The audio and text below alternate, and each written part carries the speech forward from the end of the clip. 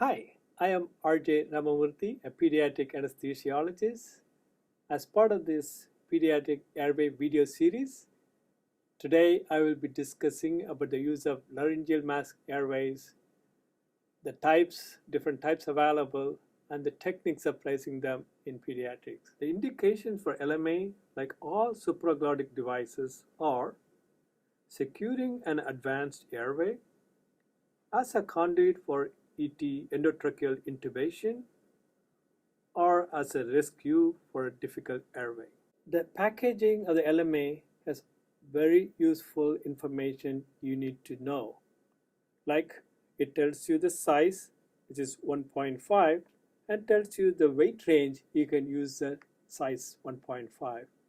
Also, it has a syringe that tells you how much air you need to put in for the corresponding size. For example, for this 1.5, it tells that I should use less than 7 mL of air to create a pressure of 60 centimeters water. Take the LMA off the peel packet and leave the support and the bowel in place on a nice and plain surface. Now take the red tab off the pilot cuff. Then attach a syringe, an empty syringe, and deflate the cuff all the way. This is one way it's described by the manufacturers to deflate. My favorite approach is to leave it half inflated. The reason is that it leaves a nice smooth edge, so it's not more traumatic to the soft tissues of the children. So if you leave it half inflated, as you can see, it gives a very nice smooth contour, and this will be less traumatic for the soft tissues of the pediatric airway. Generously lubricate on the back of the LMA, not on the front. And once it's well lubricated, have the patient's head held by the left hand and scissor open the mouth gently with the head in the neutral position.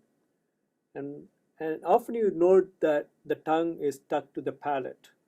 The way to release the tongue is gently use the tip of the LMA to push against the floor of the mouth. That will release the tongue off the palate.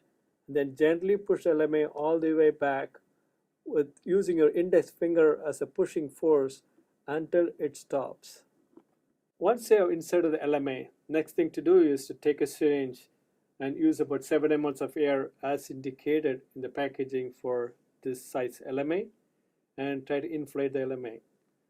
And as you inflate, often you will notice the LMA raise up a little bit. That's an indication for correct seating. Once the LMA is seated in place, next thing you do is attach to your breathing system and do some gentle ventilation to look for good chest expansion and good end-tidal carbon dioxide monitoring. Okay, the next thing is taping. You start off from the left cheek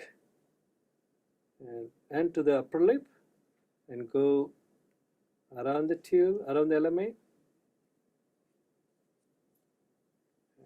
The LMA usually provides an unobstructed view of the laryngeal inlet, which makes it an excellent airway device for bronchoscopy in pediatric patients.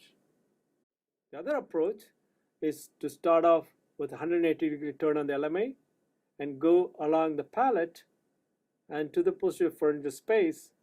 Once you're in there, you undo your turn back to this normal neutral position. So there are many types and makes of LMAs. They are primarily the straight, the pre-curved, which is usually used for intubating, and the flexible, and those with the channel for gastric decompression. There is also another type of supraglottic airway device called iGel, which is shaped pretty much like an LMA without an active or inflatable cuff. Thank you for listening. I hope this educational section has been useful for you.